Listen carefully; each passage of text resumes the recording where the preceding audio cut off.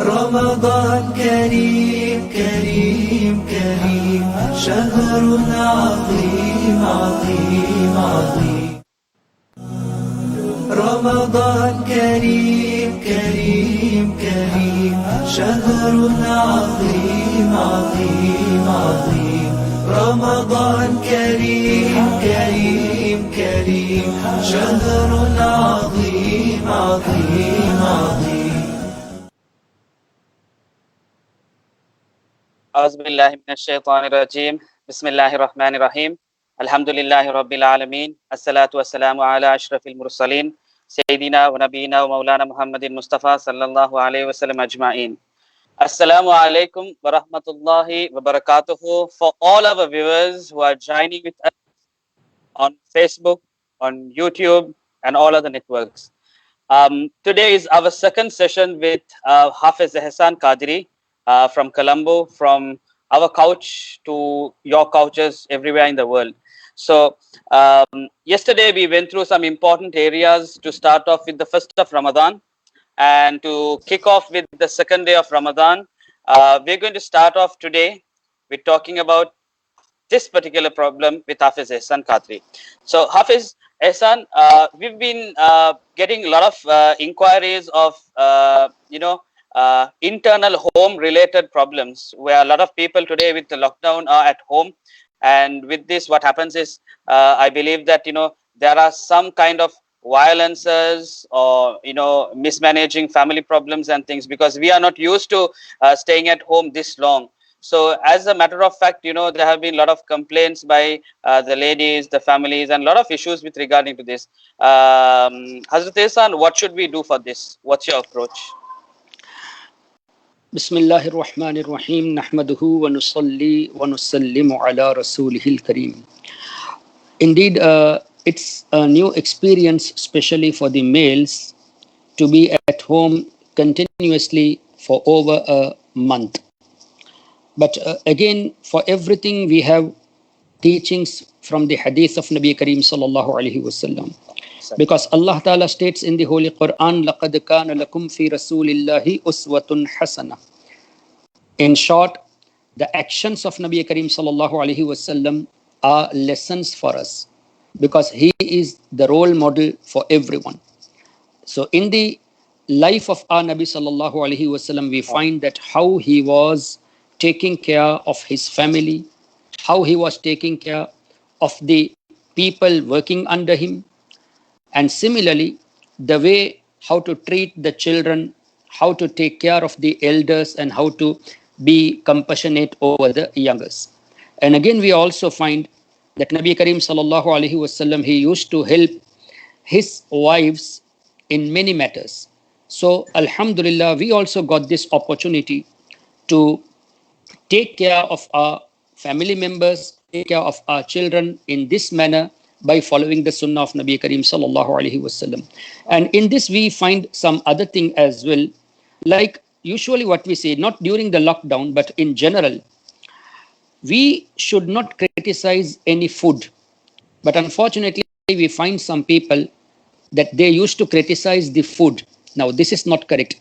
In light of the hadith of Nabi Kareem sallallahu alaihi wasallam, if we like, we don't like, we should just keep our hands away, but should not criticize the food. But unfortunately, some mentality of the people that they used to criticize the food, which is going against the hadith of Nabi Kareem sallallahu alaihi wasallam.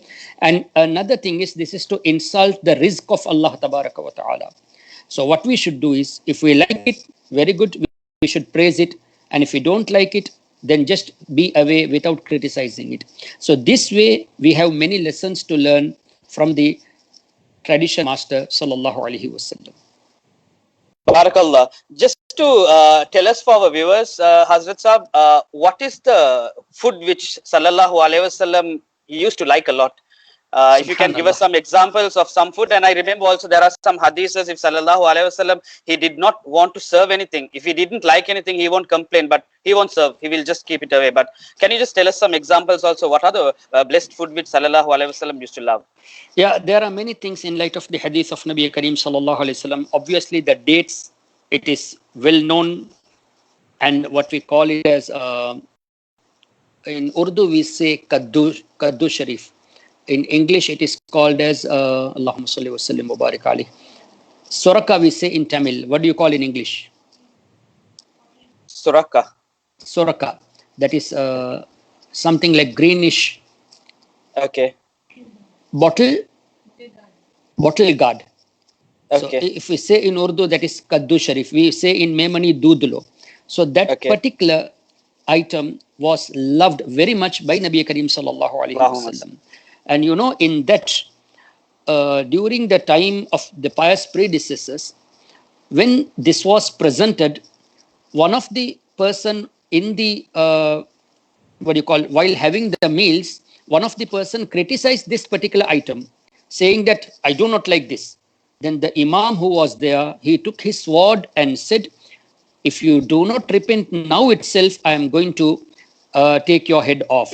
That means any action, Nabi, any sunnah of our Nabi sallallahu alaihi wasallam should not be criticized, because it is kufr to insult, or it is kufr to have with slightest disrespect towards any action, any sallallahu alaihi wasallam.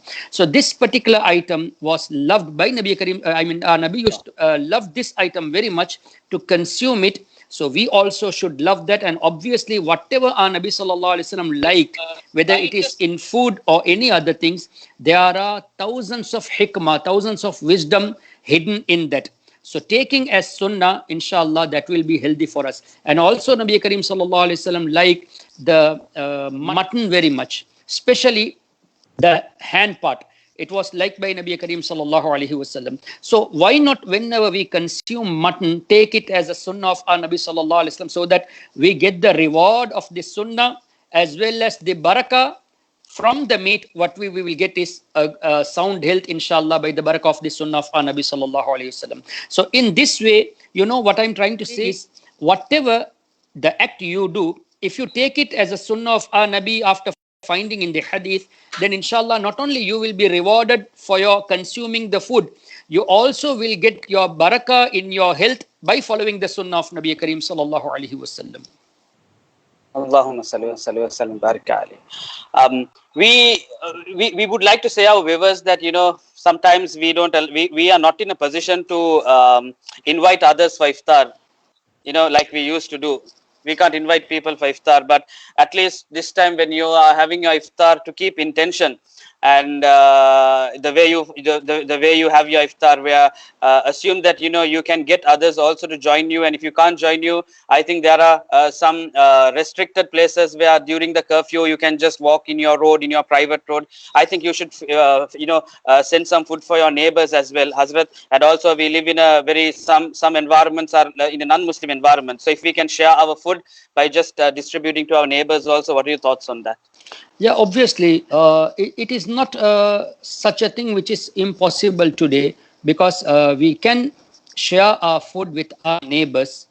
One person can go out and hand over the food to the neighbors. So in this way, we are following the sunnah of our Nabi sallallahu alaihi wasallam by taking care of our neighbors, because we are not in a position to go outside and break the law, whatever has been prescribed for our safety. What we can do is, if there is a possibility, by having online transactions, we can send some money to those people, or we can order some necessity items for them by paying by our debit card or whatever, and make arrange to those people. So this way also you are taking care of the iftar of those people. And in light of the hadith of Nabi Karim sallallahu alaihi wasallam, again, when we make a person to do iftar, even from a date what we give, the person who gives for iftar is also equally rewarded of the fasting person.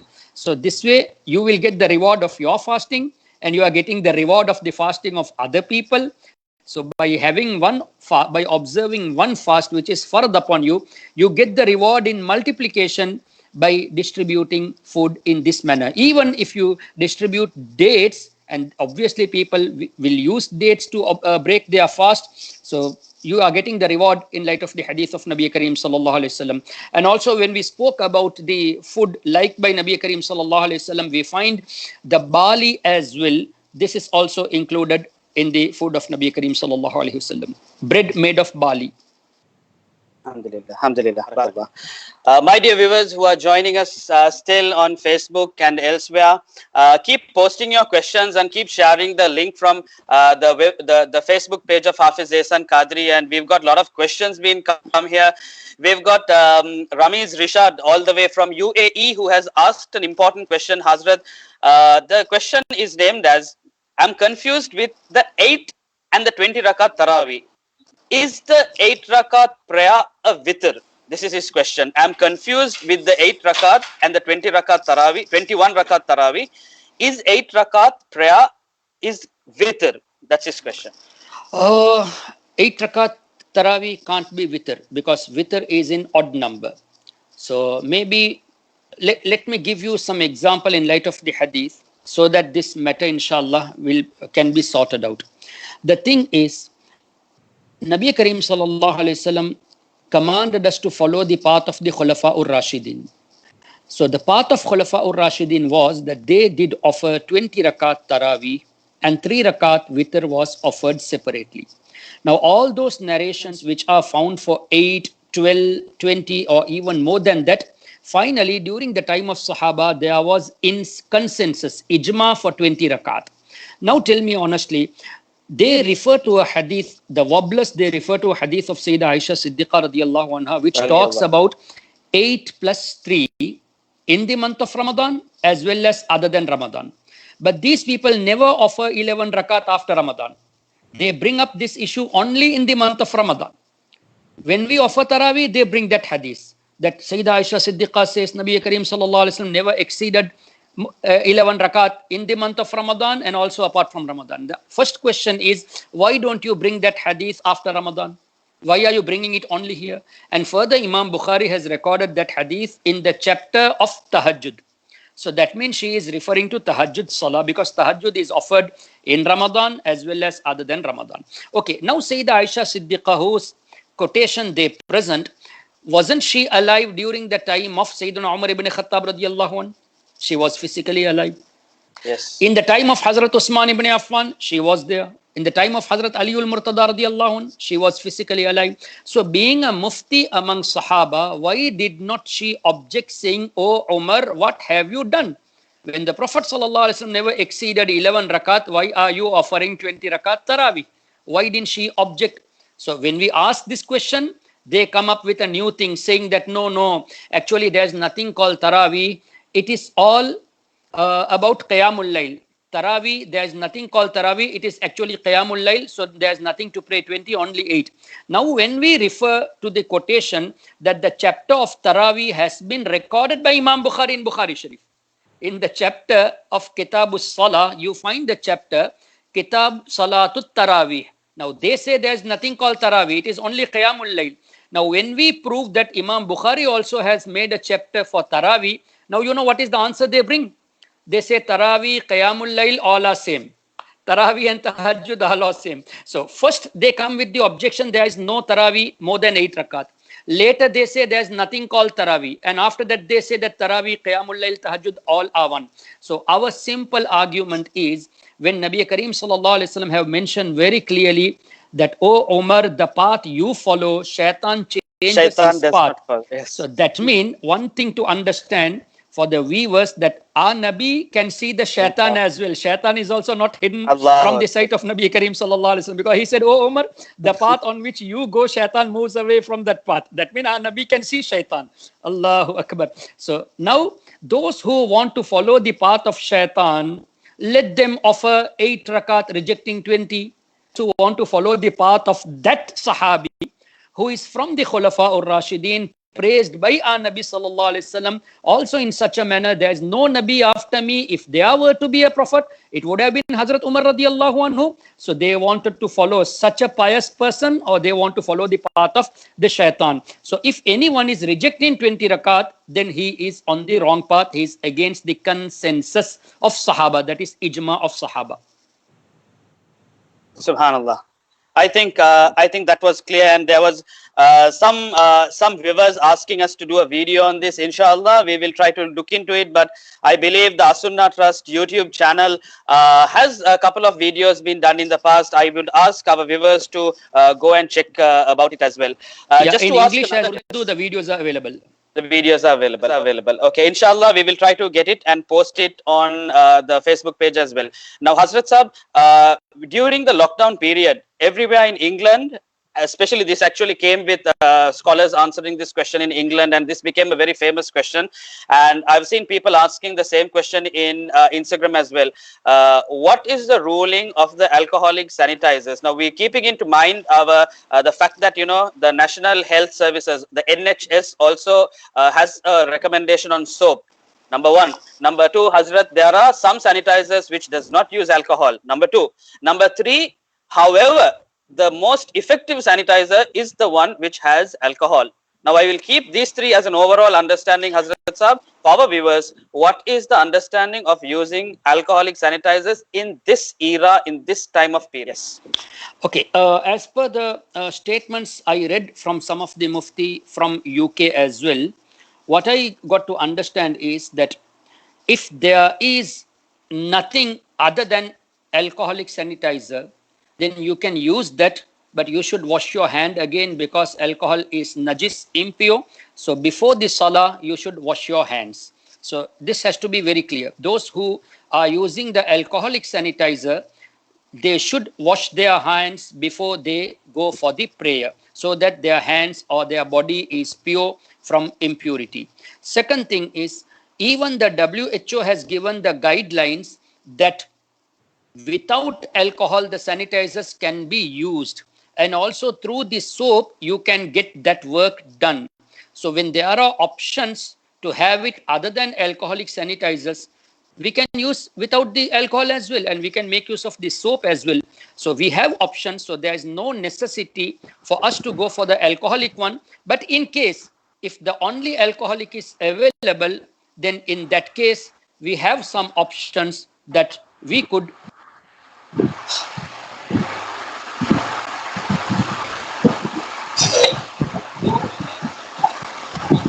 yeah, can you hear me? Yes.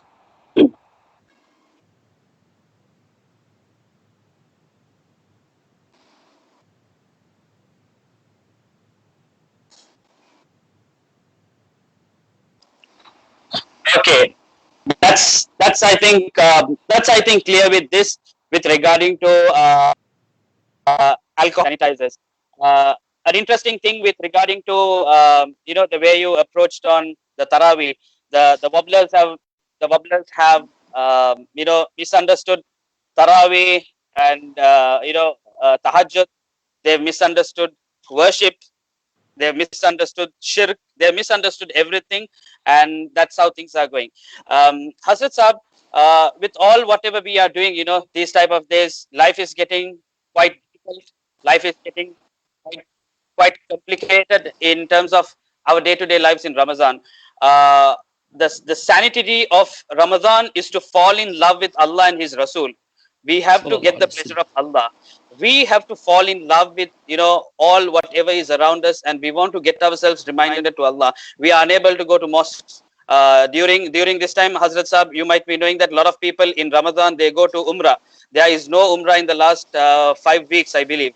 How do we have an unforgettable Ramadan to fall in love with Allah and His Rasul sallallahu alaihi wasallam? Very simple. The current situation, we believe that everything is by the destiny of Allah Tabaraka wa Ta'ala, because this is the part of Iman. Amantu billahi wa malaikatihi wa kutubihi wa rusulihi wal yawmil akhiri wal qadri khairihi wa sharrihi min Allahi Ta'ala. So whatever good comes to us, whatever bad falls upon us, this all are in the destiny. So by believing in the destiny, we are to be grateful to Allah Tabaraka wa Ta'ala in whatever manner He has kept us. Now, as far as increasing the love towards Allah and His Rasul sallallahu alaihi wasallam, we are to talk about those things which are most loved by Allah Tabaraka wa Ta'ala. For example, you find in the Holy Quran where Allah Ta'ala states, if you obey my Rasul, indeed you have obeyed Allah Ta'ala. So love of Rasul Kareem Sallallahu Alaihi Wasallam is to obey Allah Ta'ala, is to love Allah Ta'ala in reality. So we have, mashallah, very good opportunity to talk more and more about our Nabi Sallallahu Alaihi Wasallam's lifestyle. We can gather our family members, those who are with the families, they can gather their children. Usually they don't get time, but now they have plenty time. So let them gather their families and talk 1 or 2 incidents a day about Nabi Kareem Sallallahu Alaihi Wasallam's blessed life, his blessed childhood, his blessed youth life, his blessed marriage life, his miracles. All those things you find in the books of Ahadith and the books of Seerah. The more you talk about Nabi Kareem Sallallahu Alaihi Wasallam and devote yourself in the love of Nabi Kareem Sallallahu Alaihi Wasallam, inshallah, the love will increase. Our pious predecessors have clearly mentioned to increase the love of Muhammadur Rasulullah Sallallahu Alaihi Wasallam, the best way is to recite more salawat and salam upon Nabi Kareem Sallallahu Alaihi Wasallam, to love those things which were loved by our Nabi. So even in the food, why not we select those foods which were loved by our Nabi, such as vinegar, loved by Nabi Kareem Sallallahu Alaihi Wasallam, zaytun oil, olive oil, loved by Nabi Kareem Sallallahu Alaihi Wasallam, dates, loved by our Nabi Sallallahu Alaihi Wasallam. So if we concentrate on those things by following his sunnah, then inshallah our love will increase. Let me give you one example. You know that what you call cucumber. Cucumber is also sunnah of Nabi Kareem Sallallahu Alaihi Wasallam. Now, how our pious predecessors reacted? Once in the at a meal where Sayyidina Ala Hazrat Imam Ahmad Raza Rahmatullahi Ta'ala Ali also was there, some cucumber were kept. Ala Hazrat, out of love for the sunnah, when he took one piece of that cucumber and consumed it, he took everything what was on the plate. He did not leave anything for the others. Now people were astonished by seeing this. They said that, oh Imam, usually this does not happen. But today what we saw is something different, that you have consumed everything. Then the reply was to ponder by every Muslim. The way he replied is, actually, when I consumed the first part of the cucumber, I felt it was bitter. And I was afraid that any person, after consuming it, he should not turn his face away from that thing which is loved by Nabi Kareem Sallallahu Alaihi Wasallam. So to avoid that, I consumed everything. Now this is the true love. He did not want that any other person to criticize this cucumber which was loved by Nabi Kareem Sallallahu Alaihi Wasallam. So now this way we find that how today Ala Hazrat has been regarded Imam of Ashiq. Among the people of his era, Imamul Ashiqin, the true Ashiqur Rasul.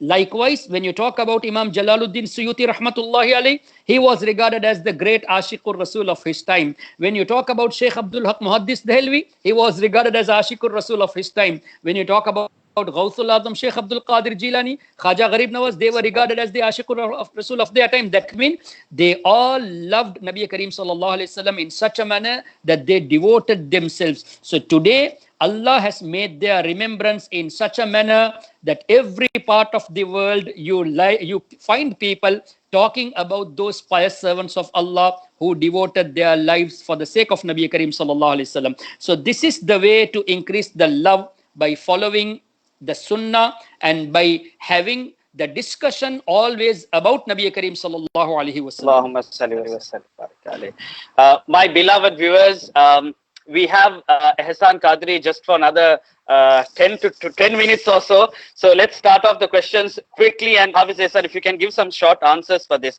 Al Munawwar from Mauritius says, I am from Mauritius. My question is, what is the ruling for diabetes patients? Can he abstain from keeping roza because after iftar the diabetes becomes high?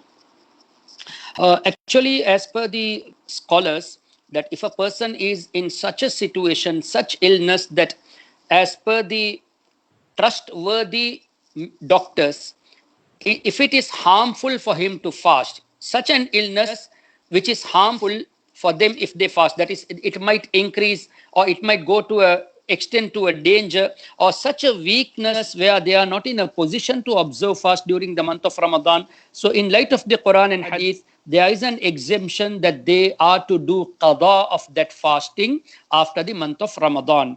And if there is a person who is such weak, so much weak that they are not in a position to even do the qada of the fasting, like elderly, weak people, those who are in such a position that even after Ramadan they won't be able to observe fast, then for them, the amount what we give as sadaqatul fitr on the Eid day, that amount to be given per fasting. So for example, a weak person today, first Ramadan, he has missed it. So after the first Ramadan, he can give one sadaqatul fitr amount as a compensation. Or after the month Ramadan is completed altogether for 30 days, he can calculate the amount and give it. But if he is in a position, he can recover from qada, then he should do so. Okay, Jazakumullah. Okay, Jazakumullah khair.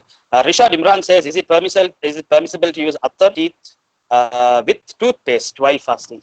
No, with toothpaste it is makruh because there are many chances that a little part of the paste can be consumed. So in that case, it is danger for the fasting. Obviously, for attar, they can do it. Even miswak, they can use it. They can do the brushing also, but not to use the toothpaste. Right. Also, Shoaib Hussein says, can we give zakat for non-Muslims? In light of the Quran, no. For them, they can give the money other than zakat. This is in Urdu. Let me try this. Ghaus Raza Khan says, Abdal kaun hai? Abdal is a category of the awliya, like there are Ghaus, Qutub, Fard, Irshad, Abdal. These are the category of the awliya, and the category of Abdal are mentioned in the hadith of Nabi Kareem sallallahu alaihi wasallam, like that there will be 30 Abdal, there will be 40 Abdal, etc. There are many hadith. Bihim taqumul ard, it is due to them the earth is being established. Wa bihim tunsarun, due to these Abdal, that is due to these awliya, Allah is giving you victory. Wa bihim turzaqun, you are being given rizq through the awliya. Wa bihim tumtarun, Allah is blessing us with rain due to the barakah of the awliya. So what we understand is Allah is the one to provide everything, but it is coming through the blessings of awliya, because we find this also in the hadith that until a person, believer, is on the surface of the earth, Qiyamah will not come. That means the Qiyamah will be not for the Muslims. The last day will not be for the Muslims. So that means Muslims are protected by the barakah of the category of awliya. Ahlul Bayt are also Amin. Awliya are also mean. So because of those people, when we are living, because of those people, Allah is giving us rizq, then how much respect should we show towards them, who are the means for our rizq, who are the means for our living on the surface of this earth. Alhamdulillah. Jeffrey Rizvi says, could Hazrat, is it possible to tamam Quran for living parents, not parents who passed away, for living parents? Of course can. By reciting the Holy Quran, by reciting salawat, or by reciting Surah Al-Fatiha, or even by performing Qurbani, saying that Bismillahi Allahu Akbar and intending the reward for the people living, this is absolutely permissible, because we find in the hadith of Nabi Kareem sallallahu alaihi wasallam, when when he asked for the ram and when he slaughtered the ram, he used such a term, Bismillahi Allahu Akbar, Allahumma taqabbal min Muhammad, Ya Allah, accept this on behalf of Muhammad sallallahu alaihi wasallam.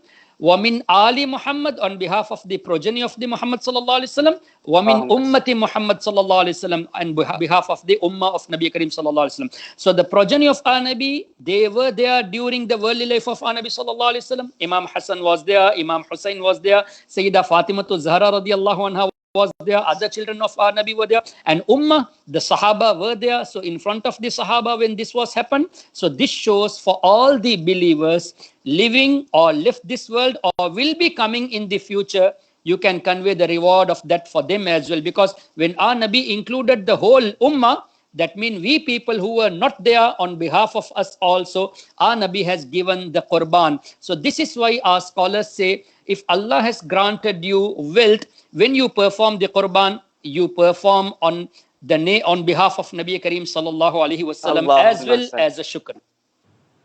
Jazakumullah khair. We exactly have about another 5 to 6 minutes with Hafiz Ehsan because he is inshallah rushing for another program. Hafiz Ehsan, you were talking about the beloved Ahlul Bayt. May Allah bless us through them. Tomorrow, can you give our viewers whose Urus birth would it be? Whose birth would it be? Subhanallah, tomorrow the third Ramadan, that is the third night of Ramadan, and we know that the third Ramadan is the blessed day of the Wafat Sharif of the Queen of Jannah, the blessed Allah daughter of Akbar. Muhammadur Rasulullah sallallahu alaihi wasallam, the part of Nabi Kareem sallallahu alaihi wasallam, the blessed wife of Sayyidina Ali, the blessed mother of Sayyidina Imam Hassan, Imam Hussain, and the other children, Sayyida Fatimatu Zahra radiyallahu ta'ala anha. So the whole world is well aware of this day. So inshallah, tomorrow we will try to speak about the Queen of Jannah in all things of in this dunya as well as in the akhirah. Inshallah, we are looking forward for this, and our viewers, we ask you to check around with the pages on Facebook. Inshallah, between 9:30, 9:35, we should be coming alive with regarding to this. And tomorrow will be an exclusive session to talk about the Queen of Jannah, Sayyida Fatima Zahra radiyallahu anha. Let's go on in detailing all about Sayyida Fatima, and we'll see about how the blessed clothes of Sayyida Fatima is taken to, during the Ottoman time, which was taken to Istanbul, and it's preserved in the museum, and how this came about. One important question, Hafiz Ehsan, asked by Hassan Mubarak, it's regarding to the Wahhabi Mufti Uthaymin, who has given a fatwa saying that it's not suitable to say Ramadan Kareem. There is this term where during Jummah people say Jummah Mubarak. So there are fatwas which say not to say this, and there are fatwas which say not to say Ramadan Kareem. What's your view on this?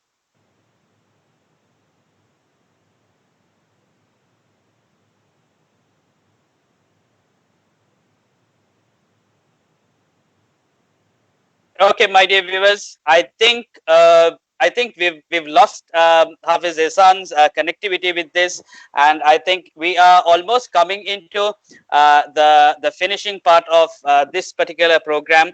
I apologize for the abrupt ending, but however, inshallah, we will probably have a much more detailed continuation tomorrow. And remember, the main topic is going to be a topic to the Queen of Jannah, Sayyida Fatima Zahra, and may Allah keep us alive during this entire Ramadan to get the benefit of Ramadan, to talk about the awliya Allah, to talk about Sallallahu Alaihi Wasallam and the best families of Sallallahu Alaihi Wasallam, and talk about Quran and Sunnah right throughout this month. Let us all come around the page of Hafiz Ehsan between 9:30 and 9:45, 9:30, 9:35 to actually listen to this. Please post me all your questions through Hafiz Ehsan's pages. You can post it as a question, as directly looking into it, or you can go to prepare them to ask the questions from Hafiz Ehsan. If you can make it in English, it's going to be much more easy for us. So with this, from our homes, we would bid salams to all of us who are joining here from all parts of the world. I got messages from UK to Saudi Arabia to India, to all parts of the world who actually gathered here. We bid salams to you, and we look forward to a much more fruitful talk from Hafiz Ehsan Qadri's house. So this is salams from Hafiz Ehsan, myself, Azur Rahman Maulana, and all the crew behind the Muhyiddin TV and the Qutubiyya Manzil Majlis as well. Assalamu alaikum wa rahmatullahi wa barakatuhu. Ramadan Mubarak. Wait till we meet us till tomorrow to talk about the Queen of Jannah. Assalamu alaikum wa rahmatullahi ta'ala wa barakatuhu. رمضان كريم كريم كريم شهر عظيم عظيم عظيم رمضان كريم كريم كريم شهر